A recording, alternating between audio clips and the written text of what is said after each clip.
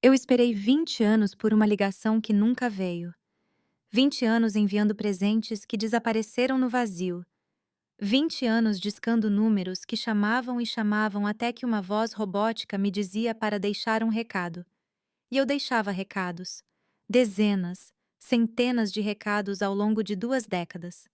Feliz aniversário, Juliana. Sinto tanto a sua falta.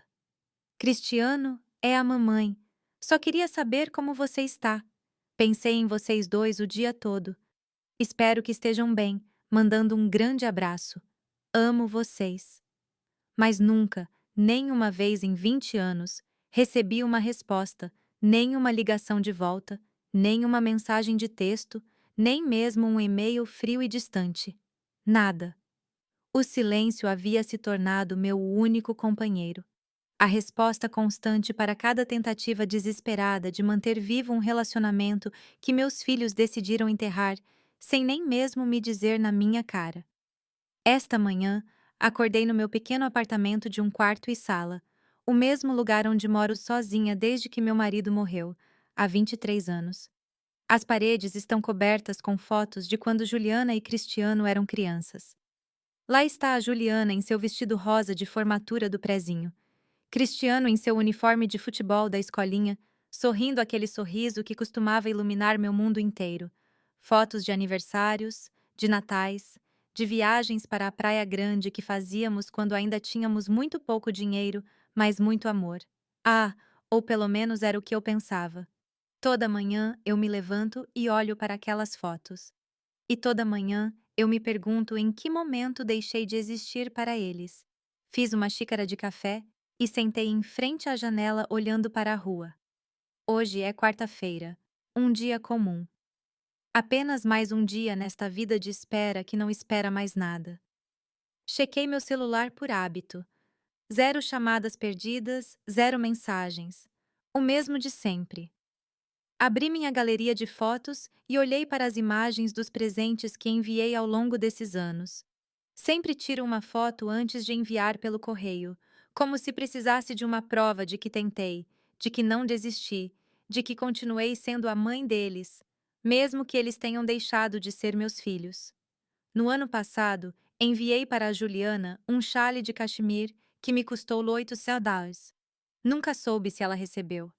Há 6 meses, enviei para o Cristiano uma caneta Montblanc para o escritório dele. $1.500 que gastei da minha pequena aposentadoria do INSS. Ele nunca mencionou ter recebido.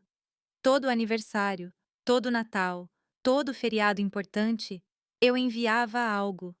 E todas as vezes, o silêncio devolvia a certeza de que para eles eu não existia mais. Vesti uma calça social preta e uma blusa branca simples. Aos 69 anos, não me importo mais em impressionar ninguém, mas ainda mantenho minha dignidade. Saí para caminhar no parque perto do meu prédio, algo que faço toda manhã para não enlouquecer dentro dessas 4 paredes. Vi outras mulheres da minha idade caminhando com seus netos, rindo, tirando fotos, dividindo sorvete. Eu nunca conheci meus netos. Sei que a Juliana tem dois, um menino e uma menina. Descobri no Facebook há 4 anos, quando ainda checava os perfis deles antes de me bloquearem. Cristiano tem uma filha. Também soube disso pelas redes sociais, pelas migalhas de informação que consegui reunir antes que eles batessem essa porta na minha cara também. 3 netos que não sabem meu nome, que não sabem que existo, que cresceram pensando que a avó simplesmente não está por perto. Voltei para casa por volta do meio-dia e encontrei um envelope na minha caixa de correio. Era um convite elegante, impresso em papel cartão marfim grosso com letras douradas. Abri com as mãos trêmulas. Era da Juliana, um convite formal para sua festa de aniversário de 45 anos neste sábado, na casa dela. Das 18 às 22, traje formal. Senti algo se mover no meu peito, algo que estava adormecido há tanto tempo que eu quase tinha esquecido sua existência. Esperança. Depois de 20 anos de silêncio, minha filha estava me convidando para sua festa. Sentei no sofá e li o convite repetidas vezes, procurando alguma mensagem pessoal, algum bilhete escrito à mão. Não havia nada, apenas o convite formal, impresso, impessoal, mas era alguma coisa. Era mais do que eu tive em 2 décadas. Passei os 3 dias seguintes me preparando para aquela festa, como se fosse o evento mais importante da minha vida. Fui ao shopping e comprei um vestido cor de vinho que me deixava elegante, mas não extravagante. Não queria chamar muita atenção. Só queria estar apresentável, parecer uma mãe de quem eles pudessem se orgulhar. Gastei US$ 600 no vestido, quase um quarto da minha pensão mensal. Mas não me importei. Também comprei um presente, um faqueiro de prata gravado com as iniciais da Juliana e do marido dela, US$ 2.000. Todo o dinheiro que eu havia guardado por meses para emergências. Mas esta era uma emergência de outro tipo. Era minha chance de existir novamente para meus filhos, de lembrá-los de que eu ainda estava aqui, de que sempre estive aqui, esperando. O sábado chegou e me arrumei com cuidado. Passei uma maquiagem leve. Coloquei o colar de pérolas que minha mãe me deu há mais de 40 anos. Calcei os sapatos pretos de salto baixo que reservava para ocasiões especiais. Olhei no espelho e vi uma mulher mais velha. Sim, com rugas ao redor dos olhos e cabelos grisalhos. Não me dou mais ao trabalho de pintar. Mas também vi uma mulher que ainda tinha dignidade, que ainda se mantinha de pé apesar de tudo. Peguei um táxi porque não dirijo mais. Minha visão não é tão boa quanto costumava ser. Durante o trajeto, pratiquei mentalmente o que diria a eles. Oi, Juliana. Feliz aniversário, querida. Cristiano, é tão bom te ver. Senti tanta falta de vocês dois. Frases simples. Frases que uma mãe deveria ser capaz de dizer sem ensaiar. Mas eu precisava me preparar porque não sabia mais como falar com meus próprios filhos. O táxi me deixou em frente a uma enorme mansão em um dos condomínios mais exclusivos da cidade. Fiquei na calçada por um momento, olhando para a casa iluminada, ouvindo um murmúrio de vozes e música vindo de dentro. Juliana tinha prosperado. Isso era evidente. O marido dela, Roberto Souza, era um empresário de sucesso, e ela havia se tornado uma socialite.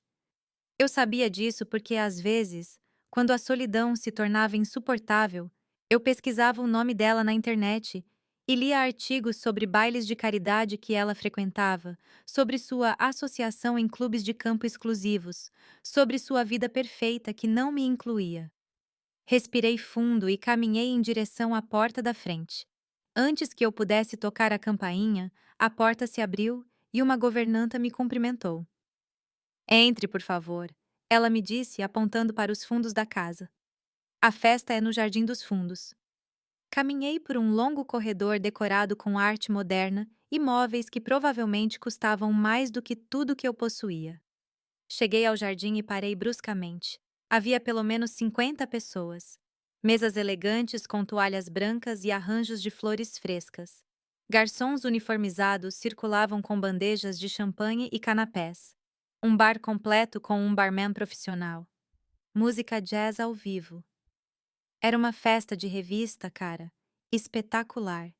E eu, com meu vestido de R$ 600 e meu presente que tinha me custado todas as minhas economias, me senti como uma impostora que tinha entrado no lugar errado.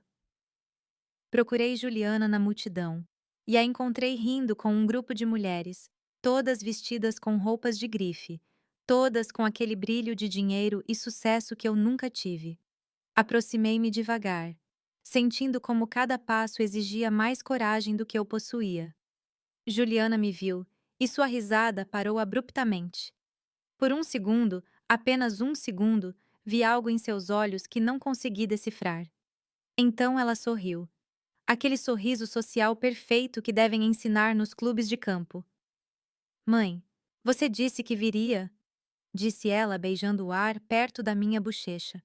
As mulheres ao redor dela me olharam com curiosidade. Esta é minha mãe, Margarida, anunciou Juliana com um tom que soava mais como um pedido de desculpas do que uma apresentação. As mulheres assentiram educadamente, mas nenhuma fez esforço para iniciar uma conversa comigo. Juliana pediu licença, dizendo que tinha que cumprimentar outros convidados, e me deixou lá parada sozinha no meio de uma multidão de estranhos, que claramente pertenciam a um mundo do qual eu nunca faria parte. Procurei um lugar para sentar e encontrei uma mesa vazia em um canto do jardim, longe do centro da celebração. De lá, eu podia observar tudo sem atrapalhar ninguém, que era exatamente o que parecia ser esperado de mim. Vi Cristiano entrar no jardim vindo da casa. Meu filho, 42 anos, um advogado corporativo de sucesso, vestindo um terno que provavelmente custava mais de US$ 8.000. Ele entrou rindo com um grupo de homens ao seu redor, como se fosse alguém verdadeiramente importante. Observei-o mover-se entre os convidados com aquela confiança que só dinheiro e sucesso proporcionam. Ele me viu. Eu sei que ele me viu porque nossos olhos se encontraram por uma fração de segundo. E então, ele simplesmente virou a cabeça e continuou sua conversa como se eu fosse apenas mais uma cadeira de jardim, invisível, inexistente. Foi assim que me senti depois de 20 anos de ligações não atendidas. E foi assim que ele confirmou o que eu efetivamente era. Um garçom se aproximou e me ofereceu champanhe. Peguei apenas para ter algo nas mãos, algo para fazer com elas além de torcê-las no meu colo. Tomei um gole e o líquido tinha um gosto amargo para mim, embora fosse provavelmente do tipo caro, o tipo que essas pessoas bebiam sem pensar duas vezes. Olhei em volta e vi famílias inteiras conversando, rindo, se abraçando. Vi uma mulher mais velha, provavelmente da minha idade, cercada pelo que pareciam ser seus filhos e netos, todos atentos a cada palavra que ela dizia. Senti uma pontada de dor tão intensa no peito que tive que fechar os olhos por um momento. Era isso que eu tinha sonhado. Era isso que eu pensava que teria quando criei meus filhos, quando sacrifiquei tudo por eles, quando trabalhei em 2 empregos para que pudessem ir a boas escolas, quando fiquei noites inteiras acordada cuidando deles quando estavam doentes. As memórias começaram a inundar minha mente sem que eu pudesse pará-las. Juliana tinha 8 anos quando teve pneumonia. Passamos 3 noites no hospital e não saí do lado dela nem por um segundo. Cantei músicas para ela dormir. Li histórias. Prometi que tudo ficaria bem. Quando finalmente saímos do hospital, ela me abraçou e disse que eu era a melhor mãe do mundo. Onde estava aquela garotinha agora? Onde estava minha filha que me abraçava e precisava de mim? Cristiano tinha 12 anos quando o pai morreu. Foi um ataque cardíaco súbito, sem avisos, sem tempo para despedidas. Meu marido partiu e nos deixou sozinhos. Eu com 2 filhos para criar e dívidas para pagar. Cristiano chorou por semanas. Toda noite ele vinha para o meu quarto e deitava ao meu lado porque tinha medo de que eu fosse embora também. Eu o abraçava e prometia que nunca o abandonaria, que sempre estaria lá por ele. Que ironia! Eu mantive minha promessa. Foram eles que me abandonaram. O distanciamento não foi da noite para o dia. Foi gradual, como uma doença silenciosa que consome tudo sem você perceber até que seja tarde demais. Quando Juliana se casou, há 18 anos, eu ainda fazia parte da vida dela. Estive no casamento. Ajudei nos preparativos. Chorei quando a vi caminhar até o altar. Mas depois do casamento, as ligações ficaram espaçadas. Uma vez por semana virou uma vez a cada 2 semanas, depois uma vez por mês, depois nada.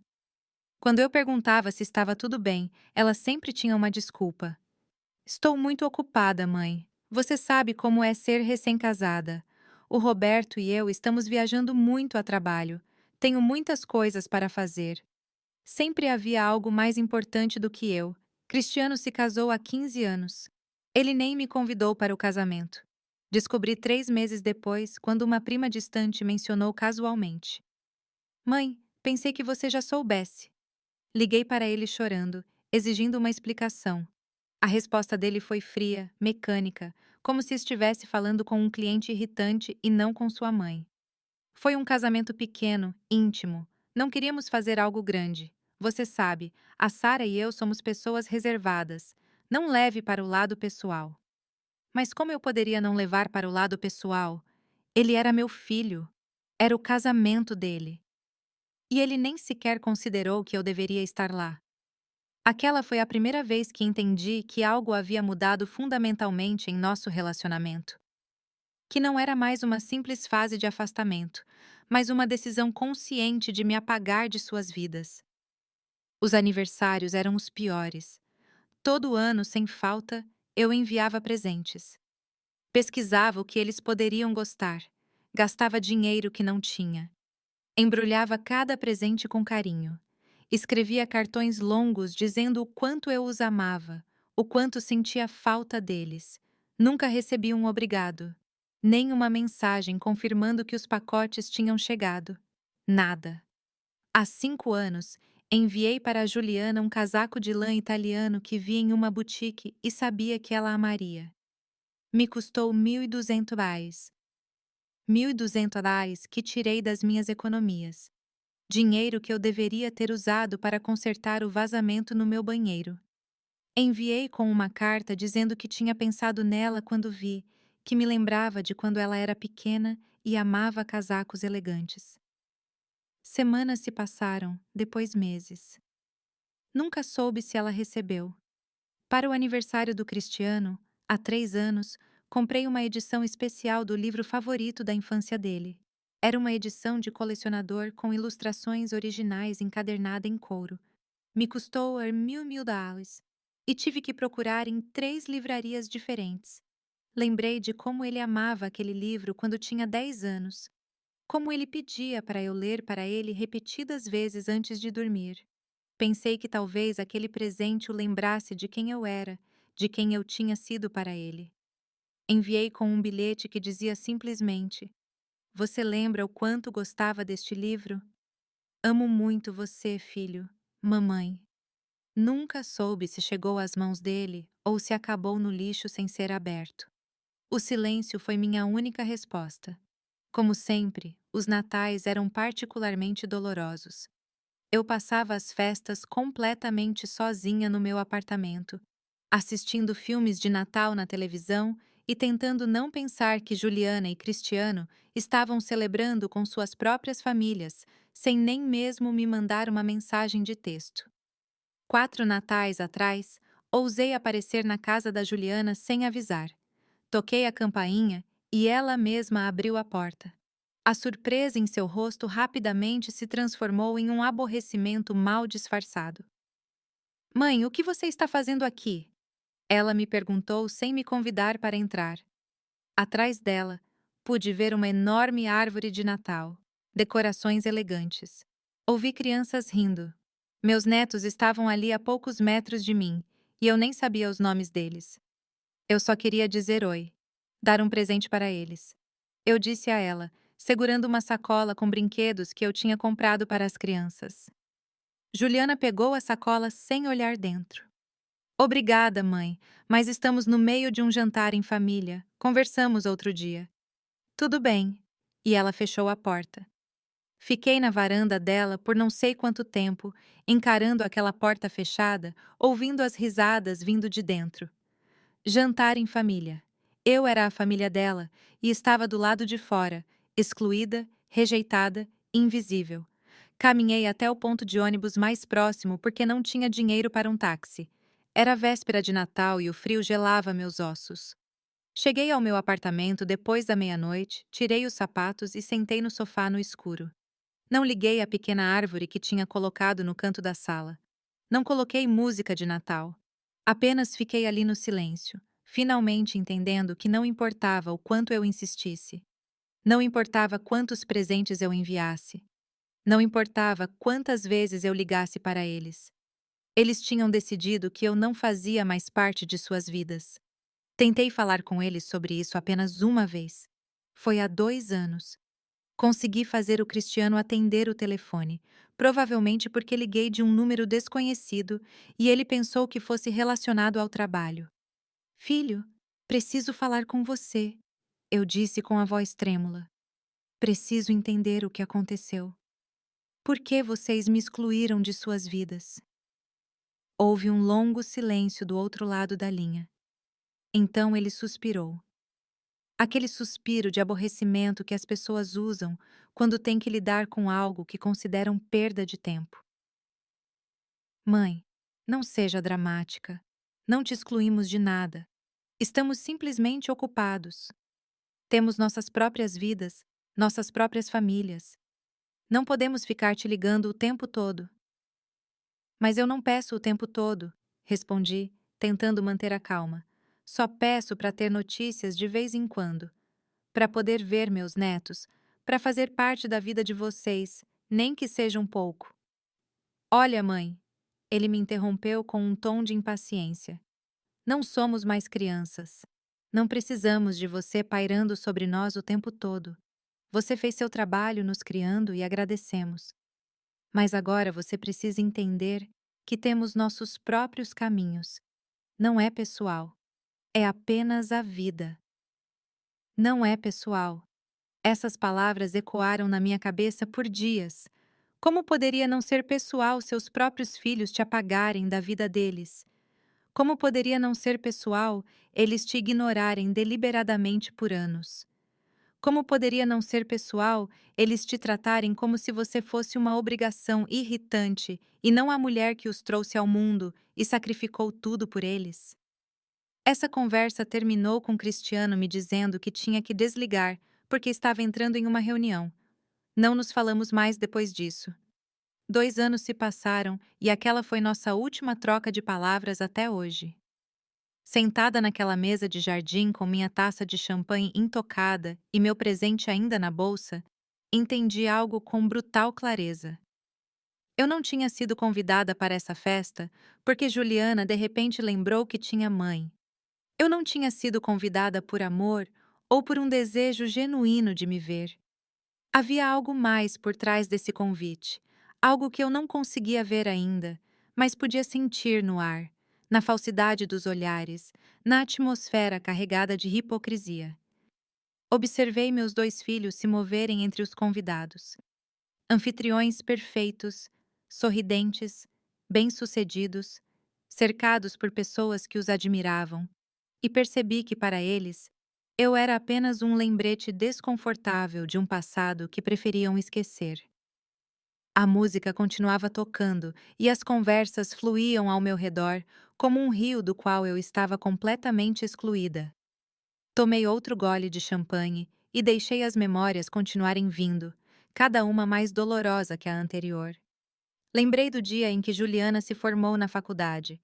Foi há 22 anos, logo antes de tudo começar a desmoronar. Eu estava na primeira fila aplaudindo mais alto que qualquer um quando chamaram o nome dela. Depois da cerimônia, a abracei e disse o quanto estava orgulhosa. Ela sorriu, me abraçou de volta e disse: Mãe, tudo o que sou é graças a você. Aquelas palavras me sustentaram por anos. Eu me agarrava a elas toda vez que o silêncio se tornava insuportável.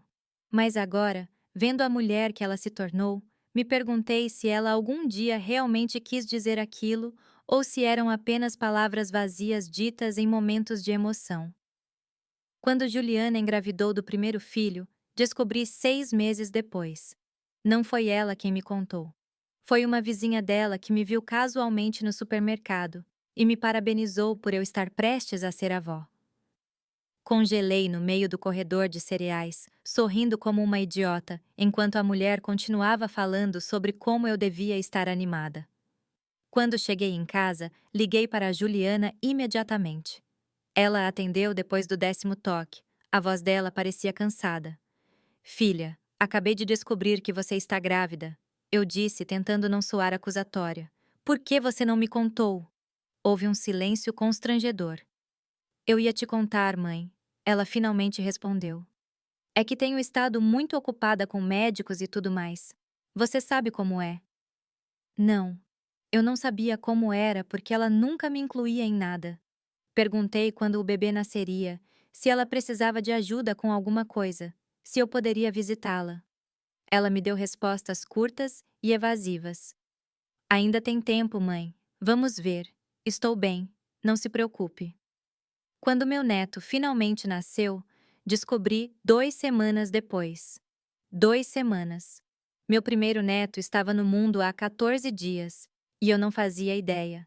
Desta vez foi Cristiano quem acidentalmente mencionou algo em uma mensagem de texto que me enviou por engano. Uma mensagem claramente destinada a outra pessoa, dizendo: "Que bom que a Juliana e o bebê já estão em casa." Respondi imediatamente perguntando que bebê, quando tinha nascido, qual era o nome dele. Ele me ligou 1 hora depois. A voz dele tinha aquele tom de aborrecimento que já me era familiar. "Mãe, pensei que a Juliana tivesse te contado.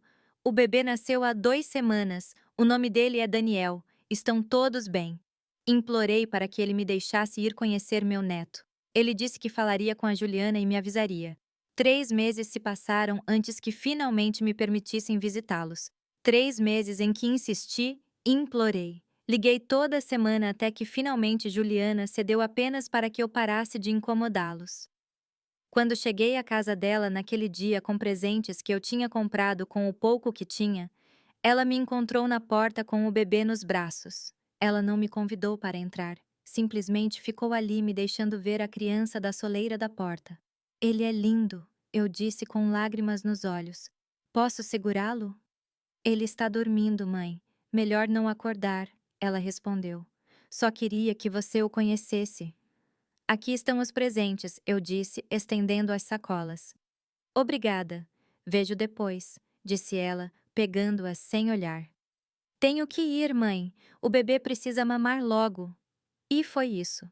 Meu primeiro encontro com meu neto durou menos de 5 minutos, em pé na porta da casa da minha filha, como se eu fosse uma vendedora ambulante.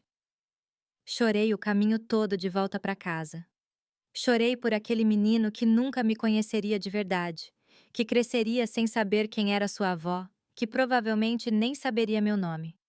Quando a segunda filha dela nasceu, 2 anos depois, nem me dei ao trabalho de esperar que me contassem.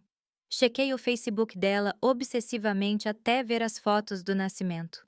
Uma menina, minha neta. Enviei flores para o hospital, mas nunca soube se ela recebeu. Enviei presentes para a casa dela, roupas de bebê caras que levei meses para juntar dinheiro. Nunca recebi confirmação de que tinham chegado. Era como enviar mensagens para o vazio, gritos no silêncio que nunca obtinham resposta. Com Cristiano foi igual ou pior.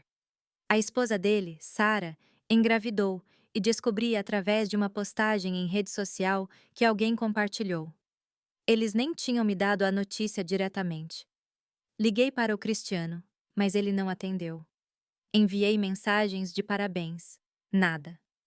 Tentei contatar a Sara diretamente, mas ela tinha me bloqueado em todas as plataformas. Era como se eu fosse um vírus do qual eles precisavam se proteger, uma ameaça a ser mantida longe. Quando minha neta, por parte do Cristiano, nasceu, ninguém me disse nada. Descobri 3 meses depois quando uma prima postou uma foto de família onde a bebê aparecia. 3 meses, minha família celebrando um novo membro, e eu nem sabia que ela existia. Tentei visitá-los. Fui até a casa deles sem avisar, assim como tinha feito com a Juliana. Toquei a campainha várias vezes, mas ninguém abriu. Embora eu soubesse que estavam lá dentro porque vi movimento atrás das cortinas. Fiquei lá parada, feito uma boba, por meia hora, batendo e batendo até que uma vizinha saiu e me perguntou se eu precisava de ajuda. "Estou esperando meu filho", expliquei, sentindo a humilhação queimar minhas bochechas. A mulher me olhou com pena. "Acho que não tem ninguém em casa, senhora." Ela me disse gentilmente, embora nós duas soubéssemos que era mentira. Saí de lá com o coração partido em pedaços, entendendo que meus próprios filhos preferiam se esconder de mim a abrir a porta e conversar por 5 minutos. Os aniversários dos meus netos eram outro tipo de tortura. Eu enviava presentes religiosamente para cada um. Brinquedos, roupas, livros. Gastava o que não tinha tentando comprar, nem que fosse um pequeno espaço na vida deles. Mas nunca soube se meus netos abriam aqueles presentes, se gostavam deles, se sequer sabiam quem mandou. Provavelmente Juliana e Cristiano os recebiam e guardavam ou doavam sem dizer às crianças de quem vinham. Era mais fácil assim. Mais fácil me apagar completamente do que explicar por que a avó que eles nunca veem continua enviando coisas. 2 anos atrás, enviei para o Daniel, meu neto mais velho, uma bicicleta para o aniversário de 8 anos dele. Me custou dar R$ 2.500. R$ 2.500 que levei 6 meses para juntar. Enviei com um cartão que dizia: para meu querido neto, espero que você aproveite esta bicicleta tanto quanto sua mãe aproveitou a dela quando tinha sua idade. Amo você. Mesmo que não nos conheçamos, sua avó, Margarida. Nunca soube se o Daniel recebeu aquela bicicleta. Nunca soube se ele leu meu cartão. Provavelmente Juliana jogou no lixo antes que ele pudesse ver. Era mais fácil manter a narrativa de que eu simplesmente não existia, de que por alguma razão misteriosa a vovó não estava presente na vida deles. Mais fácil do que admitir que eles tinham me excluído conscientemente, que tinham tomado a decisão deliberada de me cortar da família. Olhei para onde Juliana estava agora, cercada por seus amigos elegantes, rindo de algo que alguém tinha dito. Me perguntei se ela alguma vez pensava em mim. Se alguma vez, no meio de seus dias perfeitos e ocupados, ela parava por um segundo para lembrar da mulher que a criou, que trabalhou em 2 empregos para dar a ela tudo o que precisava, que sacrificou cada dia de sua vida por ela. Lembrei das noites em que trabalhei como caixa de supermercado e depois limpando escritórios para poder pagar a escola particular onde Juliana queria estudar. Lembrei de como minhas mãos ficavam vermelhas e inchadas de tanto esfregar o chão. Mas continuei, porque queria que minha filha tivesse oportunidades que eu nunca tive. Lembrei de quando o Cristiano precisou de reforço em matemática porque estava com dificuldades na escola. Aquelas aulas particulares custavam US$ 300 por hora.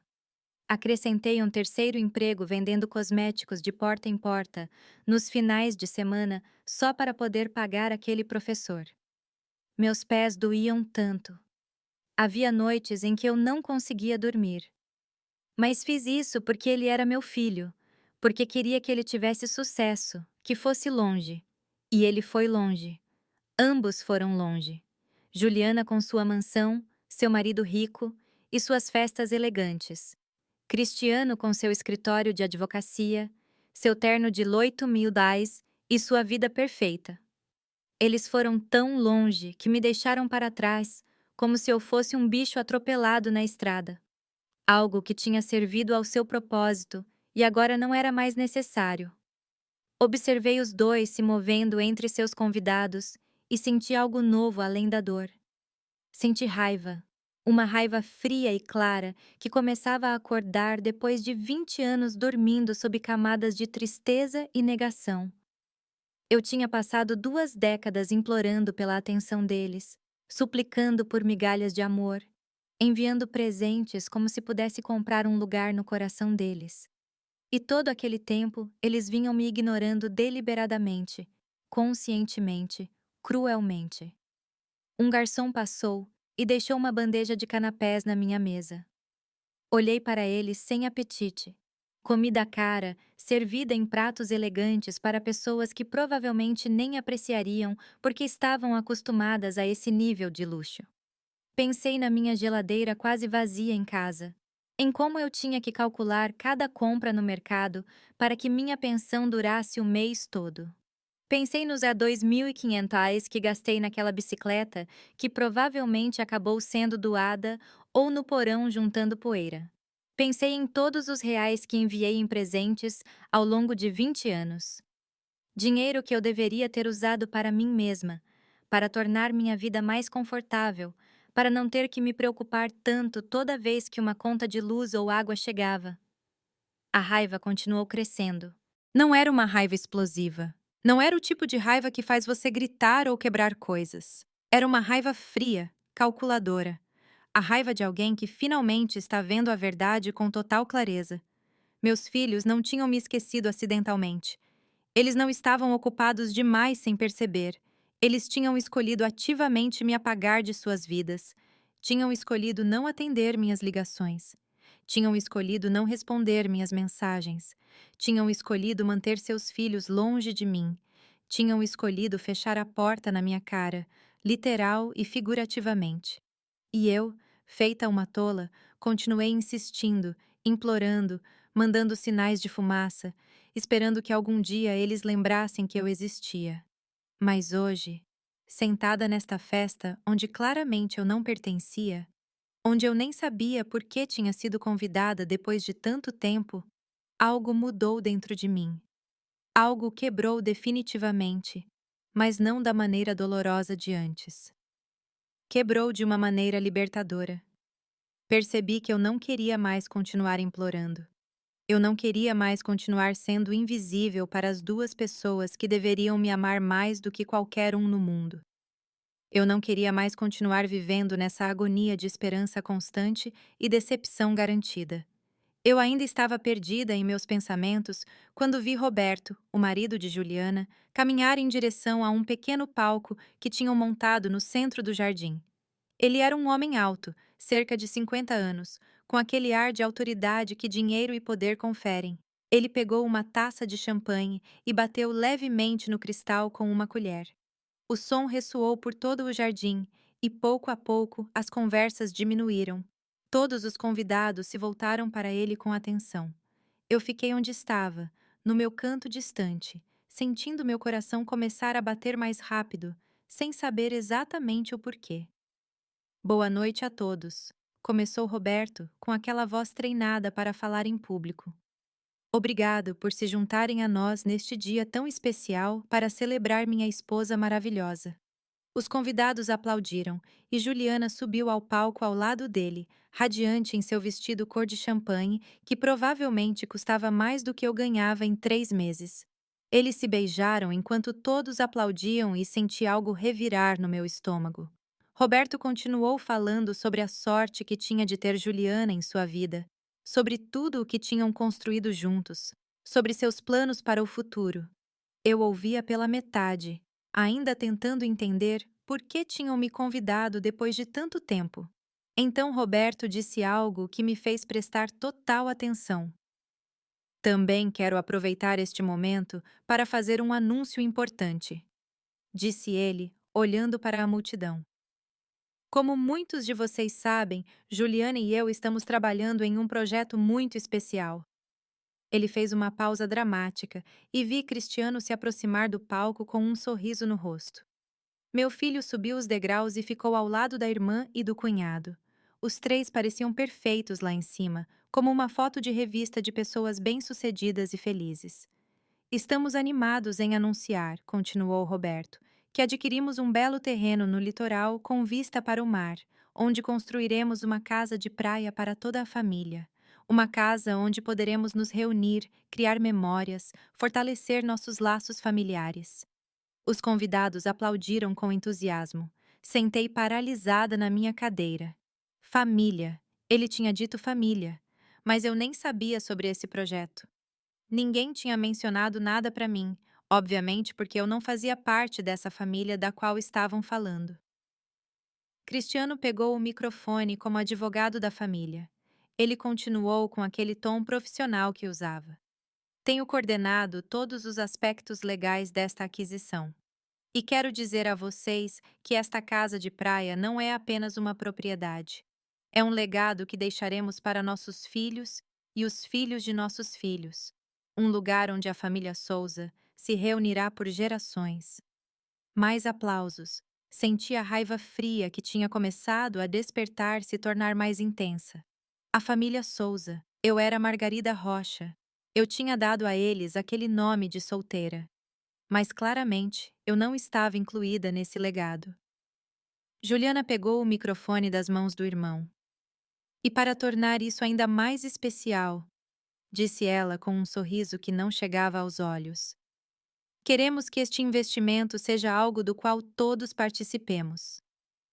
Então algo aconteceu que me deixou congelada. Juliana me procurou com o olhar entre todos os convidados. Quando nossos olhos se encontraram, o sorriso dela aumentou, mas havia algo nele que me deu arrepios. Mãe, disse ela, apontando para mim, por que não sobe aqui conosco? Todos os convidados se viraram para olhar para mim, 50 pares de olhos me observando enquanto eu permanecia sentada, sem saber o que fazer. Vem, mãe, insistiu Juliana. Não seja tímida. Minhas pernas mal respondiam, mas consegui me levantar. Caminhei em direção ao palco, sentindo cada olhar cravado nas minhas costas. Subi os degraus com cuidado, meus sapatos de salto baixo fazendo barulho contra a madeira. Quando cheguei ao topo, Juliana colocou um braço em volta dos meus ombros em um gesto que poderia parecer afetuoso para qualquer um que não conhecesse nossa história. Olhem, disse ela, dirigindo-se aos convidados. Aqui está minha mãe, Margarida. Depois de tantos anos, ela finalmente está aqui conosco. Havia algo na maneira como ela disse aquelas palavras que soava falso, ensaiado. Roberto continuou falando. Como eu estava dizendo, queremos que esta casa seja um investimento familiar, e para isso, precisamos que todos os membros da família contribuam com sua parte. Meu coração começou a bater ainda mais rápido. Onde tudo isso ia dar? Cristiano olhou diretamente para mim. Mãe, eu sei que o papai deixou para você a casa onde viveram com ele. A casa que você vendeu há alguns anos. Senti como se o chão se movesse sob meus pés. Como ele sabia disso? Eu tinha vendido aquela casa há 5 anos quando a manutenção se tornou muito cara e precisei de algo menor e mais fácil de cuidar. Com aquele dinheiro, comprei meu apartamento atual e sobrou um pequeno pé de meia. Estivemos pensando, continuou Juliana, apertando meu ombro com mais força do que o necessário, que seria maravilhoso se você pudesse contribuir com esse dinheiro que tem guardado para este investimento familiar. Dessa forma, você teria uma parte da casa de praia também. Poderia nos visitar lá, passar tempo com seus netos. Tudo se conectou na minha mente como um quebra-cabeça macabro. Era por isso que tinham me convidado. Era por isso que, depois de 20 anos de silêncio absoluto, recebi de repente um convite elegante para esta festa. Não era porque sentiam minha falta. Não era porque finalmente tinham percebido que tinham uma mãe. Era porque precisavam do meu dinheiro. Precisavam das economias que eu havia acumulado com a venda da única propriedade que possuía, a casa que meu marido e eu compramos juntos, onde criamos nossos filhos, onde construímos uma vida. Quanto dinheiro você tem dessa venda, mãe? Perguntou Cristiano, como se estivesse em uma reunião de negócios e não falando com sua mãe na frente de 50 estranhos. Eu não conseguia falar. As palavras estavam presas na minha garganta. Roberto interveio com um sorriso que fingia ser gentil. Olha, Margarida, eu sei que isso pode te pegar de surpresa, mas pense nisso. Seria uma maneira de garantir seu lugar na família, um investimento no futuro dos seus netos. E claro, você poderia usar a casa sempre que quisesse. Seria sua casa também. Mentiras. Era tudo mentira.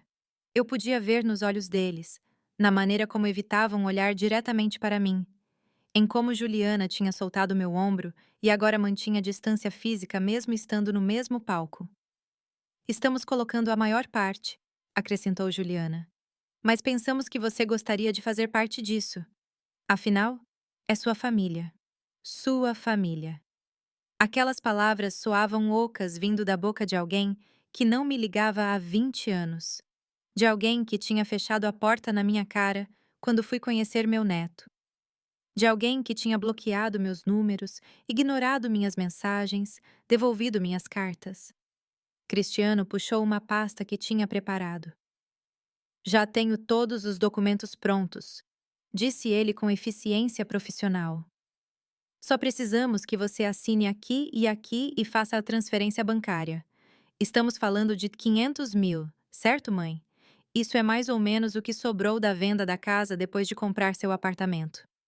Eu ainda não conseguia falar. 500 mil dólares. Era exatamente a quantia que eu tinha sobrando, somando tudo. Como eles sabiam? Como tinham investigado minhas finanças sem eu saber? A resposta era óbvia. Cristiano era advogado.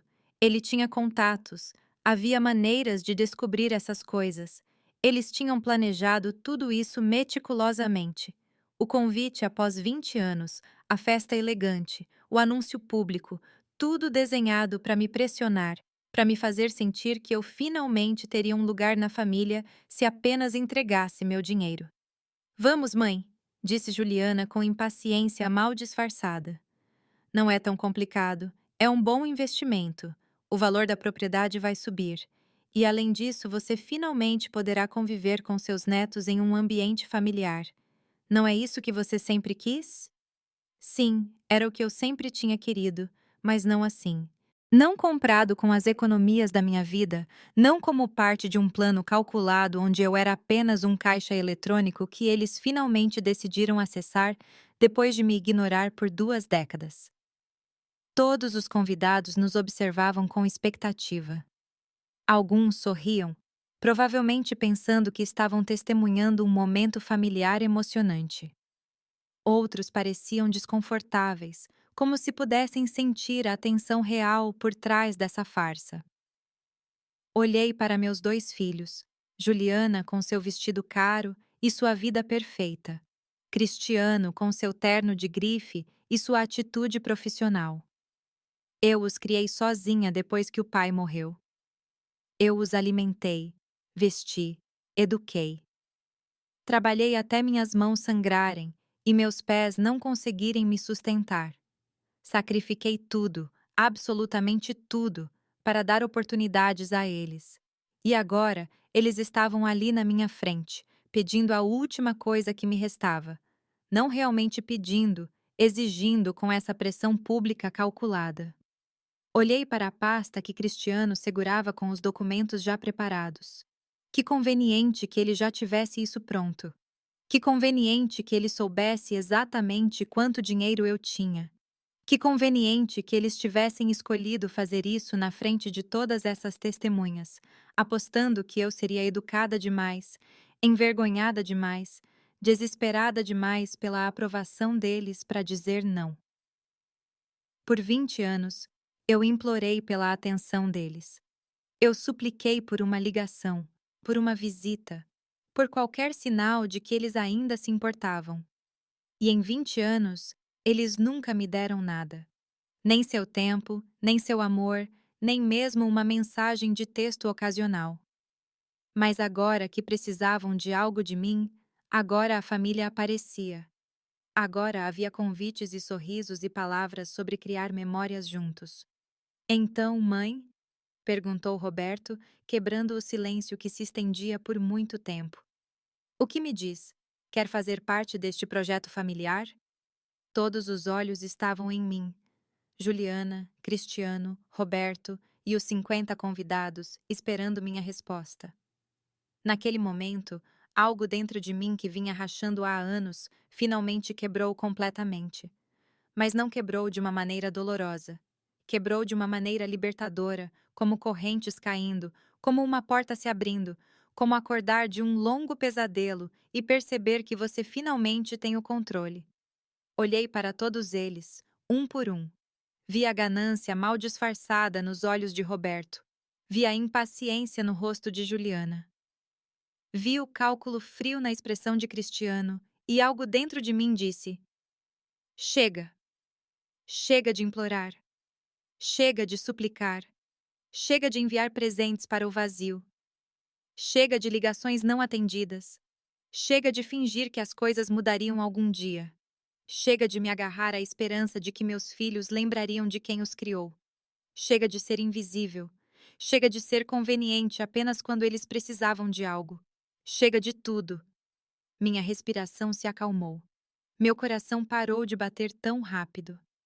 Uma clareza fria e perfeita se instalou na minha mente. Eu sabia exatamente o que tinha que fazer. Eu não ia gritar. Eu não ia fazer uma cena.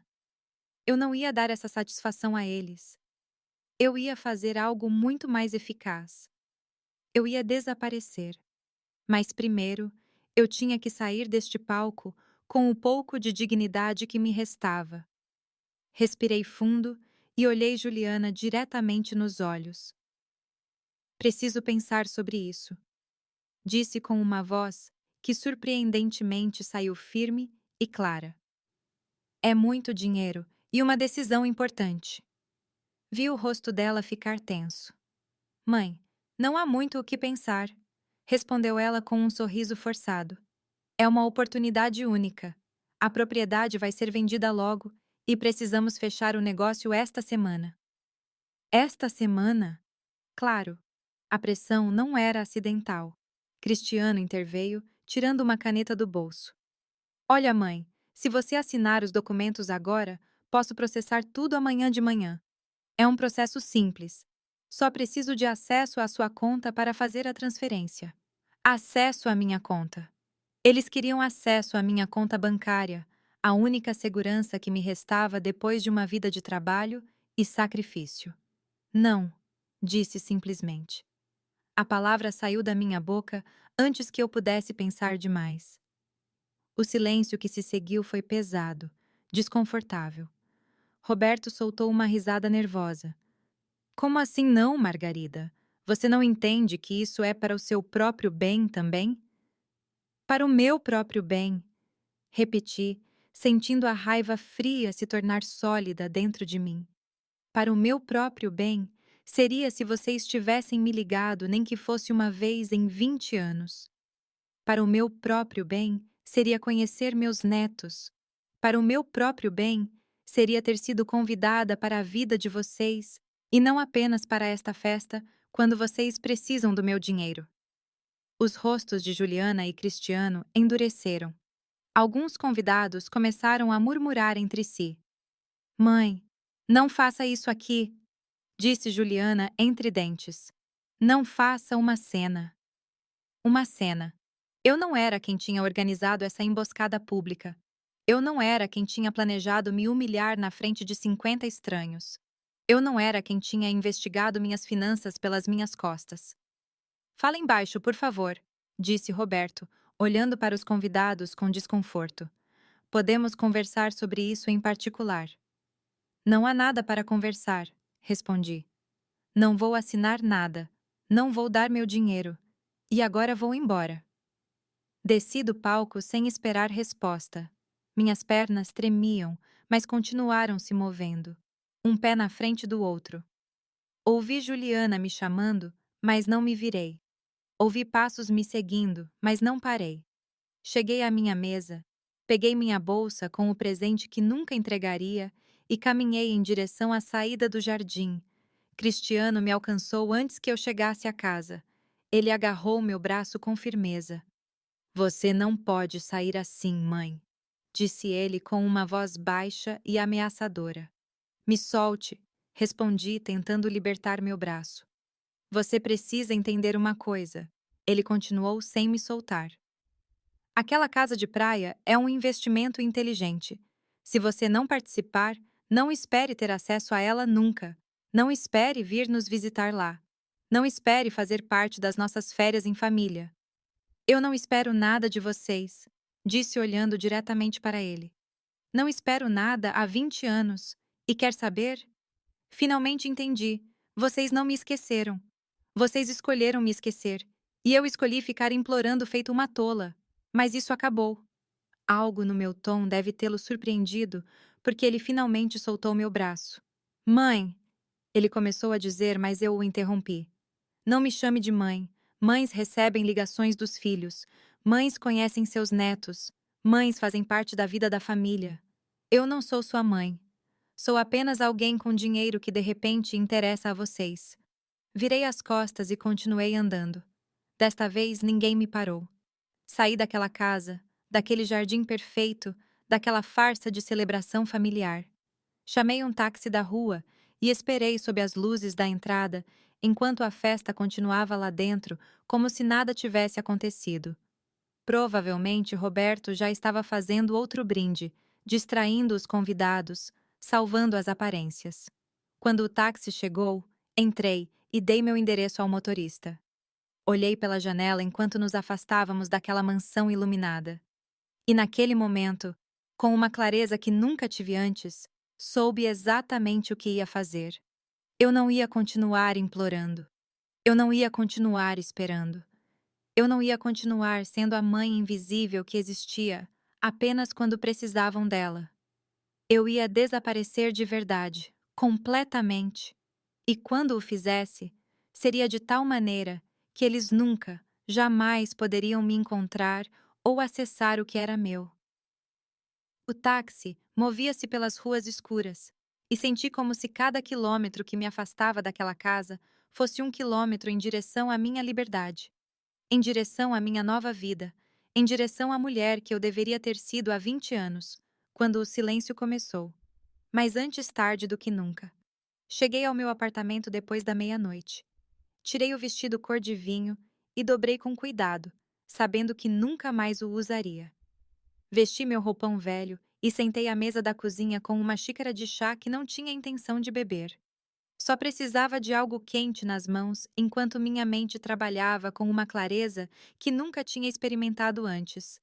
Não sentia dor, não sentia tristeza, sentia pura e fria determinação. Peguei um caderno e comecei a escrever uma lista. Não era uma lista emocional, era prática, metódica, definitiva. Primeiro, mudar meu nome legalmente. Segundo, vender o apartamento. Terceiro, fechar todas as minhas contas bancárias e abrir novas em outro banco. Quarto, cancelar meu número de telefone. Quinto, deletar todas as minhas redes sociais. Sexto, contatar um advogado para revisar meu testamento. A lista continuava. Cada ponto era um passo em direção ao meu desaparecimento completo. Eu não ia deixar rastros. Eu não ia deixar portas abertas. Eu não ia dar a eles a chance de me encontrar quando precisassem de algo de mim novamente. Fiquei acordada a noite toda planejando cada detalhe. Quando a segunda-feira amanheceu, vesti roupas confortáveis e saí do meu apartamento com um propósito claro. Minha primeira parada foi o escritório de uma advogada que encontrei online, uma que não tinha conexão com Cristiano ou seu círculo profissional. Ela era uma mulher de uns 50 anos, chamada Sara Paiva. Expliquei minha situação sem entrar em muitos detalhes emocionais, apenas os fatos. Quero mudar meu nome completo, disse a ela. E preciso fazer isso de uma maneira que seja difícil de rastrear. Sara me olhou com olhos que tinham visto muitas histórias. Ela não me julgou, não me perguntou se eu tinha certeza. Simplesmente assentiu e começou a explicar o processo. Levará aproximadamente 3 meses, ela me disse. Precisamos entrar com uma petição no tribunal, publicar a mudança no Diário Oficial, esperar o prazo legal, caso haja objeções. 3 meses. Eu podia esperar 3 meses. Esperei 20 anos por um amor que nunca veio. Podia esperar 3 meses pela minha liberdade. E o testamento? Perguntei. Também preciso mudá-lo. Sara puxou formulários e começou a fazer perguntas. Você tem beneficiários atuais? Sim, respondi. Meus 2 filhos, mas quero removê-los completamente. Quero que tudo o que tenho vá para uma instituição de caridade quando eu morrer. Ela anotou tudo sem fazer comentários. Também preciso revisar qualquer documento onde eles possam aparecer como contatos de emergência, procuração ou beneficiários de seguro. Quero removê-los de tudo. Sara olhou para cima. Isso é muito definitivo, senhora Rocha. Tem certeza absoluta? Olhei bem nos olhos dela. Eu não existo para eles há 20 anos. É hora de eles pararem de existir para mim também. Só que desta vez será legal e permanente. Ela assentiu e continuou tomando notas.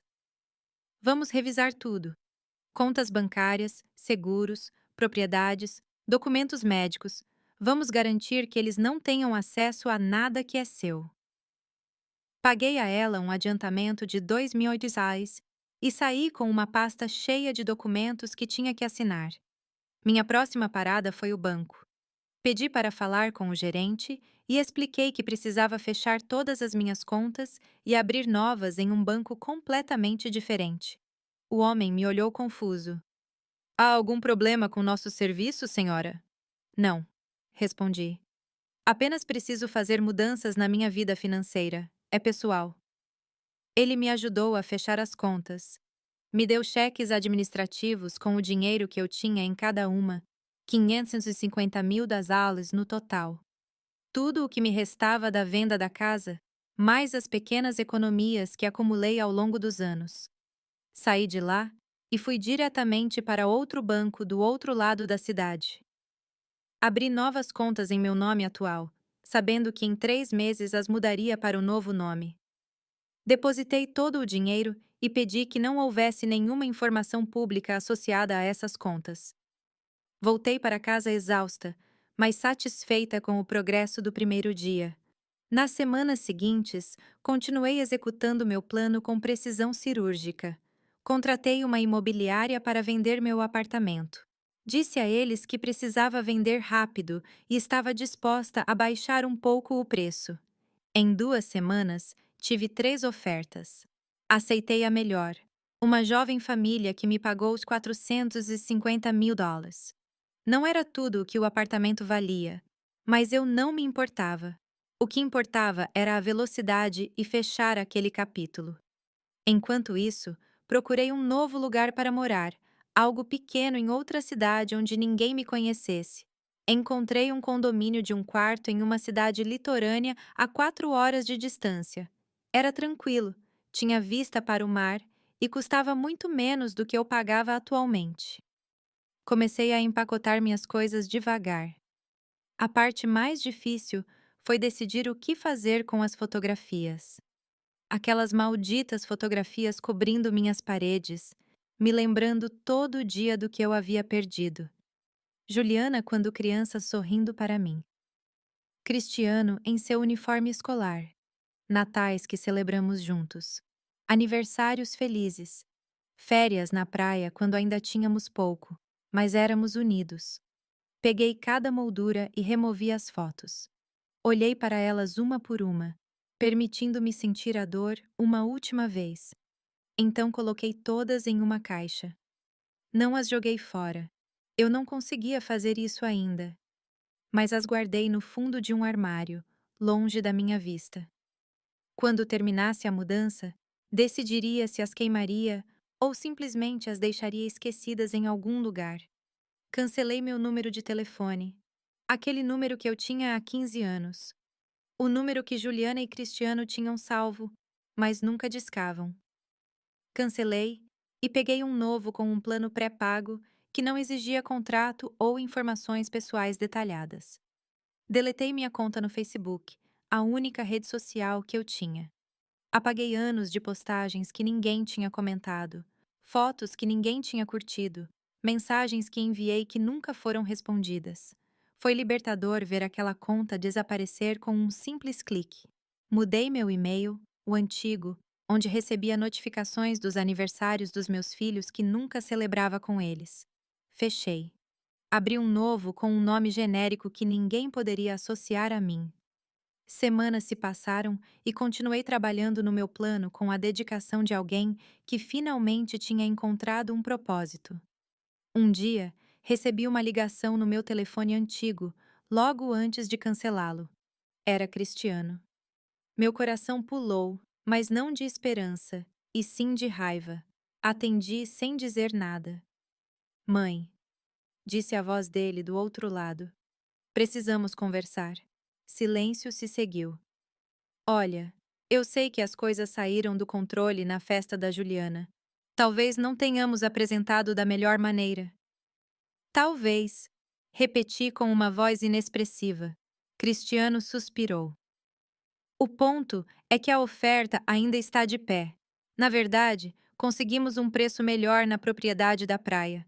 Agora precisaríamos apenas de US$ 350 mil da sua parte em vez dos US$ 500 mil. Que generoso, eu disse sem emoção. Vamos, mãe, não seja assim. É um bom investimento. E além disso, seria bom para todos ter um lugar para se reunir. Você poderia ver mais os netos. Onde eu já tinha ouvido isso antes? Ah, sim. No jardim da mansão da Juliana, quando tentaram me emboscar na frente de 50 pessoas. Não estou interessada, Cristiano. Ponto final. Mas, mãe, ele começou a dizer. Não me ligue mais, o interrompi. Não quero saber nada sobre sua casa de praia, nem seus investimentos, nem sua vida. Houve um silêncio de surpresa. Você está sendo muito dramática, mãe. Você acha que eu sou dramática? Perguntei, sentindo a raiva fria esquentar um pouco. 20 anos sem uma ligação sua, e eu sou a dramática. 20 anos implorando pela sua atenção, e eu sou a dramática. Ah, mãe, você começou com isso de novo, disse ele com aquele tom de aborrecimento que eu conhecia tão bem. Sempre exagerando tudo. Não te ligamos porque estamos ocupados. Temos vidas, responsabilidades. Não podemos ficar paparicando você o tempo todo. Eu não pedi para me paparicarem o tempo todo, respondi. Pedi para me ligarem, nem que fosse uma vez por ano. Pedi para conhecer meus netos. Pedi para fazer parte da vida de vocês de alguma forma. E vocês decidiram conscientemente que eu não importava. E agora que precisam de dinheiro, de repente eu importo. Não é assim que funciona. E você sabe disso. Ele bufou. Olha, se você não quer investir na casa, tudo bem. Mas não venha depois querendo visitar ou passar tempo lá com a família. A família? Repeti. Que família, Cristiano? Vocês não são minha família.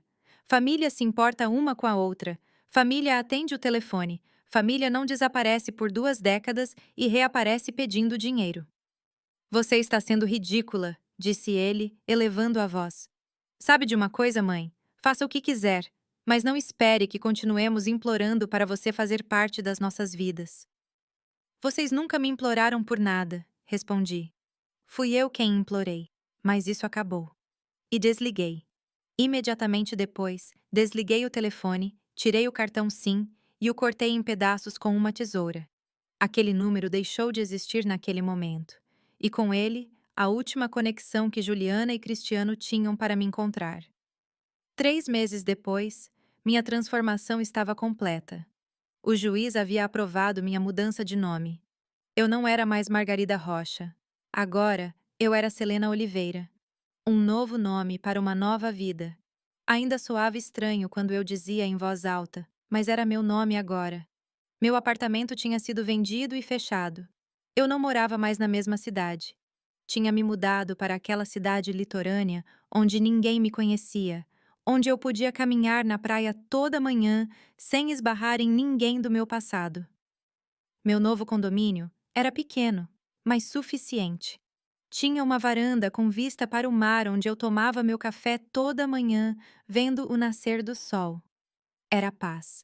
Era silêncio. Era liberdade.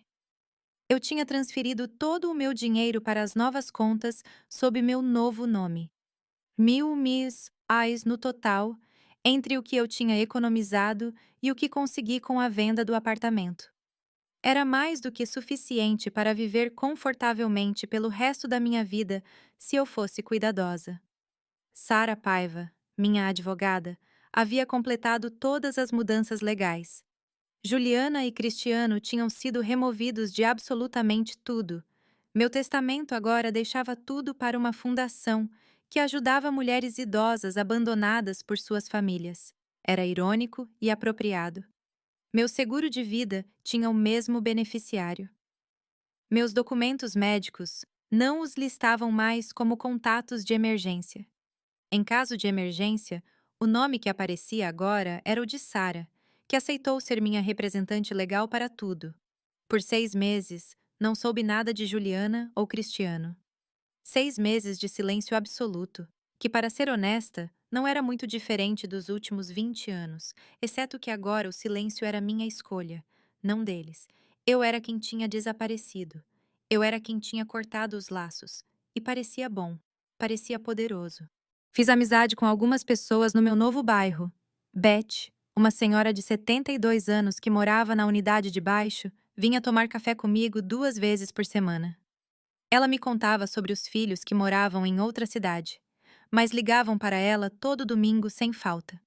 Eu sorria e assentia, sem contar minha história. Para ela, eu era simplesmente Selena, uma viúva que decidiu se aposentar perto do mar. Uma tarde em outubro, 6 meses após a festa da Juliana, meu novo telefone tocou. Era um número que eu não reconhecia, mas tinha o código de área da minha cidade anterior. Hesitei antes de atender. Alô, disse cautelosamente. Senhora Margarida Rocha? Perguntou uma voz masculina que eu não reconhecia. Eu não uso mais esse nome, respondi. Quem está falando? Sou o advogado Daniel Ribeiro. Represento seu filho, Cristiano Rocha. Preciso localizá-la urgentemente. Meu coração disparou, mas mantive a voz firme. Como você conseguiu este número? Estamos tentando encontrá-la há meses, senhora. Seu número anterior foi cancelado. Seu apartamento foi vendido. A senhora não aparece em nenhum registro público. Seu filho está muito preocupado. Meu filho não se preocupa comigo há 20 anos, respondi. O que ele quer? O advogado pigarreou desconfortavelmente. É sobre um assunto familiar importante. Precisamos que a senhora retorne para assinar alguns documentos. Não vou assinar nada, disse. E não vou voltar. Mas como você soube deste número? O advogado hesitou. Sua antiga advogada, senhora Paiva, nos deu este contato. Senti uma pontada de traição, mas entendi que Sara tinha obrigações legais. Se houvesse uma ordem judicial ou algo semelhante, ela provavelmente teve que dar informações. Que tipo de documentos? Perguntei finalmente. Isso preciso discutir com a senhora pessoalmente. É de natureza delicada. Não, disse com firmeza. O que tiver para me dizer, pode me dizer agora pelo telefone ou não me diga nada. Houve um longo silêncio. Muito bem, disse ele finalmente. É sobre seu falecido marido. O que tem ele? Perguntei confusa. Meu marido morreu há 23 anos. Sim, senhora. Mas recentemente foi descoberto que ele tinha uma conta bancária que ninguém sabia. Uma conta com fundos consideráveis. Como viúva dele, a senhora tem direito a esses fundos, mas precisamos da sua assinatura para processar a herança. Quanto dinheiro? Perguntei diretamente. O advogado hesitou novamente. Aproximadamente em US$ 600 mil com juros acumulados. US$ 600 mil. Exatamente uma quantia próxima do que eles queriam que eu investisse na casa de praia, considerando o que eu tinha antes. Que conveniente que de repente essa conta perdida apareceu. Escute, Sr. Ribeiro, disse com uma voz calma. Vou ser muito clara. Não tenho interesse nesse dinheiro. Se é parte do espólio do meu marido e meus filhos são herdeiros dele também, eles podem ficar com tudo. Não estou interessada. Mas, senhora, ele começou a protestar. E outra coisa, o interrompi. Não me procurem mais. Não me liguem mais. Não enviem advogados ou investigadores novamente. Escolhi desaparecer da vida deles assim como vocês me fizeram desaparecer da de vocês por 20 anos. A diferença é que o meu é permanente. Senhora Rocha, por favor. Não sou mais Margarida Rocha, disse. Esse nome não existe mais legalmente. E a pessoa que eu era também não existe mais. Adeus, Sr. Ribeiro. E desliguei. Bloqueei o número imediatamente. Meu coração batia rápido, mas não de medo ou tristeza. Era pura adrenalina. Eles tinham tentado me encontrar. Tinham contratado advogados. Tinham inventado uma história sobre uma conta bancária perdida. Tudo para me localizar. Tudo porque finalmente perceberam que não podiam mais me acessar ou ao meu dinheiro. Servi-me um copo de água e saí para a varanda. O sol estava se pondo sobre o oceano, pintando o céu de laranjas e rosas. Respirei o ar salgado e me permiti sentir a vitória. Eles tinham passado 6 meses me procurando. 6 meses tentando me rastrear. E eu tinha simplesmente desaparecido. Mas eu sabia que isso não tinha acabado. Eu conhecia meus filhos. Conhecia a persistência deles quando queriam algo. Eles não desistiriam tão facilmente. Uma semana depois, recebi uma carta registrada. Vinha de um tribunal. Abri com as mãos trêmulas. Era uma intimação. Cristiano estava me processando por abandono de responsabilidades familiares. Li o documento com descrença. Alegava que eu, como mãe, tinha a obrigação moral e financeira de apoiar minha família, que eu tinha feito promessas verbais de contribuir para investimentos familiares, que meu desaparecimento repentino tinha causado danos emocionais aos meus netos que mal me conheciam. Era absurdo, era ridículo, mas também era real. Liguei para Sara imediatamente. Recebi a intimação, disse a ela. Eles podem realmente me processar por isso? Sara suspirou. Podem tentar, mas não tem caso. Você não tem obrigação legal de dar dinheiro a eles. Promessas verbais são impossíveis de provar. E abandono de responsabilidades familiares geralmente se aplica a pais de menores ou dependentes, não o contrário. Então por que estão fazendo isso? Perguntei. Pressão, respondeu Sara. Querem te assustar, para que você apareça, para que negocie. Querem que o processo legal te desgaste até você ceder e dar o que eles querem. O que devo fazer? Perguntei. Comparecer à audiência, respondeu ela. Infelizmente, você não pode ignorar uma intimação judicial, mas estarei com você. E vamos deixar muito claro que eles não têm direito sobre seu dinheiro ou sua vida. A audiência foi agendada para dali a um mês. Um mês em que eu teria que voltar à cidade que deixei para trás, enfrentar os filhos que me abandonaram e defender meu direito de desaparecer da vida deles, assim como desapareceram da minha. Eu não estava com medo. Eu estava com raiva. Uma raiva fria e justa que me dava força. Passei aquele mês me preparando mentalmente. Pratiquei o que diria. Organizei todos os documentos que provavam minha história. Os recibos dos presentes que enviei por anos. As capturas de tela de mensagens não respondidas. Os registros de chamadas que nunca foram retornadas, tudo. Se eles queriam jogar sujo, eu mostraria exatamente o quão suja tinha sido a conduta deles por 2 décadas. No dia da audiência, cheguei ao tribunal com Sara ao meu lado. Eu vestia um terno cinza simples e meu cabelo estava preso para trás. Parecia apresentável, mas não intimidada. Quando entrei na sala de audiências, vi Cristiano sentado com seu advogado. Juliana estava lá também, vestida elegantemente como sempre. Roberto estava sentado atrás deles. Eles olharam para mim quando entrei e vi algo nos olhos deles que me satisfez profundamente. Surpresa. Eles não esperavam que eu aparecesse com tanta confiança. O juiz entrou e todos nos levantamos. Era um homem na casa dos 60 anos, com uma expressão séria. Ele se sentou e revisou os documentos à sua frente com a testa franzida. Muito bem, começou ele olhando por cima dos óculos. Estamos aqui para um processo movido pelo Sr. Cristiano Rocha contra sua mãe, Sra. Margarida Rocha, por abandono de responsabilidades familiares e quebra de promessas verbais. Antes de começar, preciso esclarecer algo. O juiz olhou diretamente para mim. Senhora, tenho documentos aqui indicando que seu nome legal foi alterado há 6 meses. A senhora não é mais Margarida Rocha, mas Selena Oliveira, correto? Sim, meritíssimo, respondi com voz clara. Está correto. Vi Cristiano e Juliana trocarem olhares de confusão e raiva. O juiz assentiu. Prosseguiremos então usando seu nome legal atual. Dr. Ribeiro, prossiga com seu argumento. O advogado de Cristiano se levantou.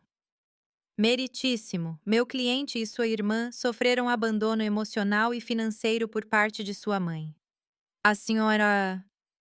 Ele começou a dizer Rocha, mas se corrigiu. A senhora Oliveira desapareceu sem aviso há 6 meses, cortando todo o contato com sua família. Isso causou danos emocionais consideráveis, especialmente aos netos menores que sentem falta da avó. Tive que morder o lábio para não soltar uma risada amarga. Os netos que eu nunca conheci sentiam minha falta?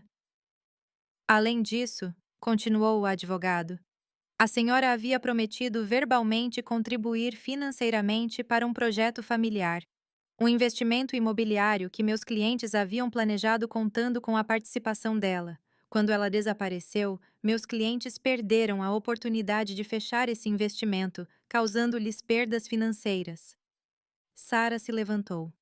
Objeção, meritíssimo. Não há prova escrita de tais promessas verbais. E quanto ao suposto abandono emocional, temos evidências extensas de que foi exatamente o oposto. O juiz levantou a mão. Chegaremos a isso. Dr. Ribeiro, o senhor tem alguma prova tangível dessas promessas verbais? O advogado hesitou. Temos testemunhos dos presentes na festa de aniversário onde o tópico foi discutido. Testemunhos de pessoas que estavam naquela emboscada pública, pensei. O juiz pareceu cético. Continue. Gostaria de chamar a senhora Juliana Souza para depor. Juliana se levantou e caminhou até o banco das testemunhas. Ela parecia perfeita como sempre, cada fio de cabelo no lugar, roupas caras e elegantes. Ela jurou dizer a verdade e sentou-se. Senhora Souza, começou seu advogado. Pode descrever o relacionamento que teve com sua mãe ao longo dos anos? Juliana respirou fundo e fez sua cara de vítima. Minha mãe sempre foi uma pessoa muito difícil, começou. Depois que meu pai morreu, ela se tornou exigente, carente de atenção constante. Tentei manter contato, mas era exaustivo. Toda conversa terminava com ela reclamando que não a visitávamos o suficiente, que não ligávamos o suficiente. Era um fardo emocional muito pesado. Apertei meus punhos sob a mesa, mas mantive meu rosto neutro. E em relação ao investimento imobiliário? Continuou o advogado. Sim, respondeu Juliana. Achamos que seria uma oportunidade maravilhosa para finalmente ter um lugar para nos reunir em família. Um lugar onde a mãe pudesse passar tempo com os netos. Explicamos tudo a ela na minha festa de aniversário. Ela pareceu interessada, disse que pensaria sobre o assunto, mas depois desapareceu sem dar explicações. Vendeu a casa, mudou de nome, foi embora sem nos dizer para onde. Nos deixou preocupados, sem saber se estava viva ou morta. Seus olhos se encheram de lágrimas perfeitamente cronometradas. Meus netos perguntam pela avó o tempo todo. Não sei o que dizer a eles. Sara se levantou para o interrogatório. Senhora Souza, quando foi a última vez que ligou para sua mãe antes da festa de aniversário? Juliana piscou. Não me lembro exatamente. Sara puxou um documento. Tenho aqui os registros telefônicos da senhora Oliveira dos últimos 5 anos. Não há uma única chamada recebida do seu número ou dos seus irmãos. Nenhuma em 5 anos. Juliana se mexeu desconfortavelmente na cadeira. Bem, eu estava muito ocupada. Tão ocupada que não pôde fazer um telefonema em 5 anos? Perguntou Sara. E quanto aos 20 anos anteriores? Temos testemunhos de vizinhos conhecidos, parentes distantes confirmando que você e seu irmão cortaram contato com sua mãe por mais de 2 décadas.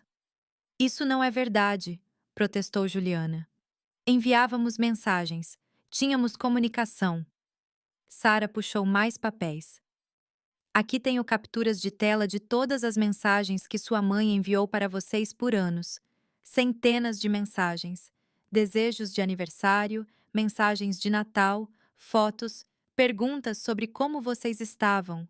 E sabe quantas dessas mensagens foram respondidas, senhora Souza? Nenhuma única. Juliana ficou pálida. Bem, às vezes eu não via as mensagens. Por anos? Insistiu Sara. E os presentes? Sua mãe tem recibos de dezenas de presentes enviados para o seu endereço. Presentes caros comprados com o dinheiro da aposentadoria dela. Um chale de cachemir de $800. Um faqueiro de prata de $2.000. Uma bicicleta para seu filho de $2.500. Você alguma vez agradeceu a ela por esses presentes? Alguma vez a avisou que tinha recebido? Juliana não respondeu. E os netos? Continuou Sara, implacável. Sua mãe foi à sua casa quando seu primeiro filho nasceu. Você a deixou esperando na porta por menos de 5 minutos. Não a deixou entrar. Não a deixou segurar o bebê. É assim que você trata uma avó que é supostamente tão importante para seus filhos? Isso foi... Juliana procurou palavras. Foi um momento ruim. O bebê estava dormindo. 3 meses após o nascimento ainda era um momento ruim? Perguntou Sara. 6 meses depois? Um ano depois? Em que momento exatamente você planejava permitir que sua mãe conhecesse seus filhos? Ela está importunando a testemunha. O juiz balançou a cabeça. Objeção negada. Quero ouvir a resposta. Juliana tinha lágrimas reais agora, não as atuadas de antes. Eu. Eu não sei. As coisas eram complicadas. Complicadas, repetiu Sara. Ou você simplesmente não se importava? Você não se importou por 20 anos até que precisou do dinheiro da sua mãe para sua casa de praia. Então, sim, você lembrou que tinha mãe. Então, sim, você a convidou para uma festa, não para celebrar, mas para pressioná-la publicamente a dar 500 mil a vocês. Não é assim, protestou Juliana fracamente. Sara se virou para o juiz. Meritíssimo, este não é um caso de abandono materno. É um caso de filhos adultos que abandonaram a mãe por 2 décadas e agora estão chateados porque ela finalmente assumiu o controle de sua própria vida e recursos financeiros. Eles não têm direito legal ao dinheiro da minha cliente. Não têm direito moral também, considerando como a trataram. Juliana desceu do banco visivelmente afetada. Cristiano foi chamado para depor em seguida. A versão dele era semelhante à da irmã. Falou de como eu era difícil, exigente, como eles tentaram manter contato, mas eu sempre queria mais. Sara o destruiu assim como fez com Juliana, com evidência após evidência de seus anos de silêncio e negligência. Finalmente, fui chamada para depor. Caminhei até o banco com a cabeça erguida. Jurei dizer a verdade, embora a verdade já estivesse mais do que clara nos documentos que Sara havia apresentado. Senhora Oliveira, começou Sara. Pode explicar ao juiz por que decidiu mudar seu nome e se mudar? Olhei diretamente para o juiz. Por 20 anos, tentei manter um relacionamento com meus filhos. Eu ligava e eles não atendiam. Mandava mensagens e eles não respondiam. Mandava presentes e nunca sabia se recebiam. Ia até a casa deles e eles fechavam a porta na minha cara. Meus netos têm 8, 6 e 4 anos. Nunca os segurei no colo. Nunca passei um aniversário com eles. Mal sei os nomes deles. Minha voz falhou um pouco, mas continuei. Não porque eu não quisesse, mas porque meus filhos me excluíram conscientemente de suas vidas. Por 20 anos, implorei pelo amor deles, pela atenção deles, por um pequeno espaço em suas vidas perfeitas. E por 20 anos, eles me ignoraram completamente. Até que precisaram de dinheiro. Então, sim, me convidaram para uma festa. Não para reconectar, mas para me pressionar na frente de 50 estranhos a dar a eles as economias da minha vida. E quando percebeu isso? Perguntou Sara, mesmo sabendo a resposta. No momento em que me pediram para assinar documentos que já tinham preparados, respondi. No momento em que meu filho Cristiano me disse exatamente quanto dinheiro eu tinha. Informação que ele só poderia ter obtido me investigando pelas minhas costas. Foi quando entendi que, para eles, eu nunca fui a mãe deles. Eu era apenas uma conta bancária que finalmente decidiram acessar. Olhei para Cristiano e Juliana diretamente. E decidi que, se para eles eu não existia, então eu realmente deixaria de existir. Legalmente, fisicamente, completamente. O juiz ouvia atentamente. Senhora Oliveira, perguntou ele diretamente. O que a senhora quer desta situação? Quero que me deixem em paz, meritíssimo, respondi. Quero que respeitem minha decisão de viver minha vida sem eles, da mesma maneira que viveram a vida deles sem mim por 20 anos. Não devo nada a eles, não devo dinheiro, não devo explicações, não devo minha presença. Eles tomaram a decisão deles há 20 anos. Eu tomei a minha há 6 meses e minha decisão é final. O juiz assentiu e pediu que saíssemos enquanto deliberava. Esperamos fora da sala por 30 minutos. Pareceu uma eternidade. Cristiano e Juliana estavam do outro lado do corredor, falando em voz baixa com o advogado deles. Não olharam para mim uma única vez. Finalmente, nos chamaram de volta. O juiz tinha os documentos organizados à sua frente, e sua expressão era séria, mas clara. Revisei todas as evidências apresentadas, começou ele. E devo dizer, este é um dos casos mais claros que vi em muito tempo. Ele tirou os óculos e olhou diretamente para Cristiano e Juliana. Senhor Rocha, Senhora Souza, vocês vêm a este tribunal alegando abandono por parte de sua mãe. No entanto, As evidências apresentadas demonstram exatamente o oposto. Por mais de 20 anos, sua mãe tentou manter contato com vocês de todas as formas possíveis. Chamadas não atendidas, mensagens ignoradas, presentes enviados sem reconhecimento, visitas rejeitadas em suas portas. Vi Cristiano cerrar a mandíbula. Juliana olhou para baixo. O juiz continuou. Não há lei que obrigue uma mãe de filhos adultos independentes a manter contato com eles se não desejar. Muito menos há lei que a obrigue a contribuir financeiramente para projetos de investimento dos filhos. As alegadas promessas verbais que vocês reivindicam são impossíveis de verificar e, francamente, considerando o contexto apresentado, parecem mais uma invenção conveniente do que uma realidade. O advogado de Cristiano tentou interromper, mas o juiz levantou a mão. Não terminei. O que acho particularmente perturbador neste caso é o padrão claro de negligência emocional por parte dos autores em relação à mãe, seguido por um interesse repentino quando descobriram que ela tinha recursos financeiros consideráveis. Isso não é amor filial, isso é oportunismo. Portanto, prosseguiu o juiz, este tribunal indefere o processo em sua totalidade. A senhora Selena Oliveira, anteriormente conhecida como Margarida Rocha, não tem obrigação legal, moral ou ética para com seus filhos adultos. Além disso, ordeno que os autores cessem todas as tentativas de contatar, localizar ou assediar a senhora Oliveira.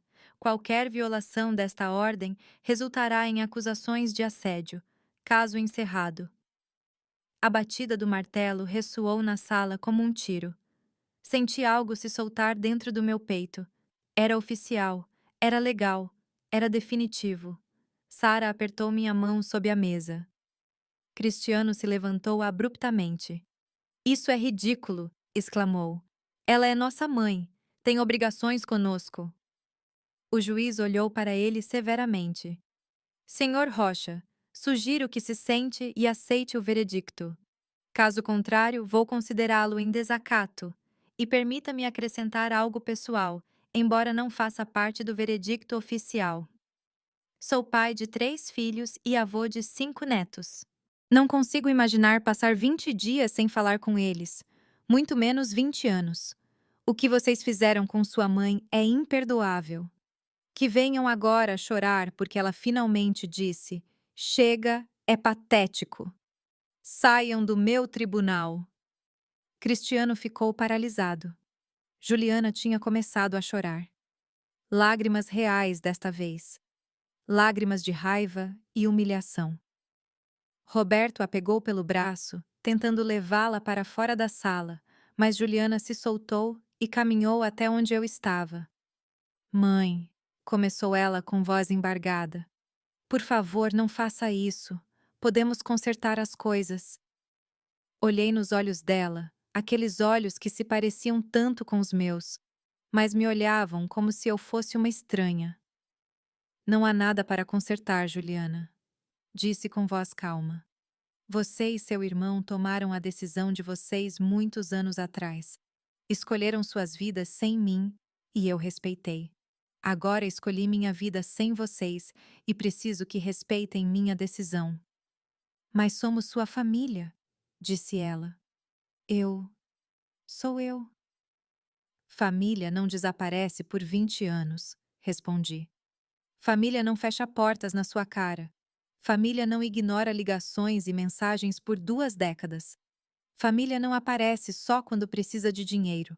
Vocês não foram minha família por 20 anos. Não vou fingir que são agora. Virei para sair. Mas Cristiano bloqueou meu caminho. Você vai se arrepender disso, disse ele com voz baixa e ameaçadora. Quando estiver velha e doente e precisar de ajuda, não estaremos lá. Olhei diretamente para ele e, pela primeira vez em anos, sorri. Um sorriso triste, mas genuíno. Cristiano, você nunca esteve lá. Nem quando eu era mais jovem e precisava de você. Nem quando estava sozinha e implorava por sua companhia. Por que eu acharia que você estaria lá no futuro? Já fiz arranjos para minha velhice. Tenho um excelente plano de saúde. Tenho economias suficientes para contratar cuidados se precisar. E o mais importante, tenho minha dignidade intacta. Algo que você perdeu há muito tempo. Dei um passo para o lado e passei por ele. Sara me seguiu. Saímos do tribunal para a luz do dia. O sol brilhava forte e senti seu calor no rosto como uma bênção. Você está bem? Sara me perguntou. Estou perfeita, respondi. E eu realmente estava. Pela primeira vez em 20 anos, eu estava perfeita. Voltei para meu apartamento à beira-mar naquela mesma tarde. Não fiquei nem mais um dia naquela cidade que não era mais meu lar. Durante a viagem de ônibus, olhei pela janela pensando em tudo o que tinha acontecido. Na mulher que eu era há 6 meses, implorando por migalhas de amor. Na mulher que eu era agora, livre e em paz. Cheguei quando o sol estava se pondo. Subi para meu condomínio, larguei minhas coisas e fui direto para a varanda. O oceano se estendia à minha frente, infinito e bonito. Servi-me uma taça de vinho, algo que raramente fazia, e brindei sozinha. Aos finais, disse em voz alta, e aos novos começos. Os dias seguintes foram tranquilos. Retomei minha rotina de caminhar na praia toda manhã. Beth veio tomar café e contei a ela pela primeira vez parte da minha história. Ela ouviu sem julgar e, quando terminei, apenas pegou minha mão e disse: Você fez a coisa certa, querida. Às vezes temos que deixar ir até nosso próprio sangue para poder viver. Semanas se passaram. Depois meses. Não ouvi mais nada de Juliana ou Cristiano. Assumi que finalmente tinham entendido que minha decisão era irreversível. Uma tarde, 4 meses após o julgamento, recebi um pacote. Não tinha remetente, mas o carimbo postal era da minha antiga cidade. Abri com curiosidade e cautela. Dentro havia uma pequena caixa e uma carta. Reconheci a letra imediatamente. Era da Juliana. Minhas mãos tremeram ao abrir a carta. Mãe, começava. Sei que provavelmente não vai ler isto, mas preciso tentar. Passei estes meses pensando muito em terapia, conversando com meu marido, refletindo sobre tudo. E você tem razão sobre tudo. Fui uma filha terrível. Te abandonei quando você mais precisou. Te ignorei por anos. E quando finalmente te procurei, foi pelos motivos errados. Não espero que me perdoe. Não espero que queira me ver nunca mais. Só quero que saiba que sinto muito. Sinto muito de verdade. Sinto muito por cada ligação que não atendi. Sinto muito por cada aniversário que esqueci. Sinto muito por cada porta que fechei na sua cara. Sinto muito por privar meus filhos de conhecerem a avó. Sinto muito por ser tão egoísta, tão cega, tão cruel. A carta continuava por mais 2 páginas. Ela falava sobre como tinha começado a ver um terapeuta que a ajudou a entender que tinha repetido padrões de seu próprio medo de abandono se fechando emocionalmente. Falava sobre como Cristiano ainda estava em negação, mas ela não podia continuar assim. Falava sobre seus filhos, como tinha começado a contar a eles sobre mim, sobre a avó que não conheciam por culpa dela. A caixa contém algo que encontrei no sótão, algo que você guardou para mim quando eu era criança. Pensei que você deveria ter de volta. Não peço nada a você. Apenas que saiba que eu sei quem falhou aqui. E não foi você. Com amor e arrependimento, Juliana. Abri a caixa com lágrimas nos olhos. Dentro estava um colar antigo, do tipo que se compra em lojinhas de bijuterias, mas o reconheci imediatamente. Foi o primeiro presente que Juliana tinha me dado quando tinha 7 anos. Ela tinha comprado com suas próprias economias, dinheiro que tinha juntado por meses. Tinha me dado no Dia das Mães com um cartão feito à mão que dizia: Para a melhor mãe do mundo. Eu tinha guardado aquele colar por anos como um tesouro. Ela deve ter encontrado quando esvaziaram minha antiga casa depois de vendê-la. Segurei o colar nas mãos e chorei. Não eram lágrimas de alegria ou reconciliação. Eram lágrimas de luto pelo que poderia ter sido e nunca foi. Pelo relacionamento que deveríamos ter tido e foi perdido. pelos anos que nunca recuperaríamos. Coloquei a carta e o colar em uma caixa no fundo do meu armário. Não respondi. Não liguei. Não procurei Juliana. Porque, embora eu agradecesse o pedido de desculpas, embora reconhecesse sua aparente sinceridade, também sabia que algumas coisas são quebradas de maneiras que não podem ser consertadas. E eu estava em paz com isso. Tinha passado 20 anos tentando forçar um relacionamento que meus filhos não queriam. Não ia passar o resto da vida fazendo o mesmo. Nem mesmo se agora fosse um deles buscando reconectar. Minha vida agora era minha. Meu tempo era meu. Minha paz era minha. E eu não estava disposta a arriscar nada disso. Nem mesmo pela possibilidade de recuperar uma filha que perdi há muito tempo. 6 meses depois de receber aquela carta, em uma manhã particularmente bonita, eu estava tomando café na minha varanda quando Beth apareceu com um bolo. É seu aniversário, anunciou ela com um sorriso. 70 anos merece ser celebrado. Eu tinha esquecido completamente meu aniversário. Nem acompanhava mais essas coisas. Mas Beth tinha lembrado porque eu tinha mencionado meses atrás em uma conversa casual. Cortamos o bolo e comemos vendo o nascer do sol. Ela me contou histórias de seus 72 anos, de seus arrependimentos e alegrias, e eu compartilhei minhas próprias reflexões. Cheguei a esta idade finalmente me sentindo livre, disse a ela. Livre de expectativas que nunca foram atendidas. Livre de uma família que me via como um fardo. Livre de implorar por amor que não era recíproco. E sabe de uma coisa, Beth? É glorioso. Ela ergueu sua caneca de café em um brinde. A liberdade, disse ela. A dignidade. As mulheres que finalmente disseram chega. Brindamos e o sol terminou de nascer sobre o oceano. Naquele momento, entendi algo fundamental. Eu não tinha perdido meus filhos tinham me perdido. E era a perda deles, não minha.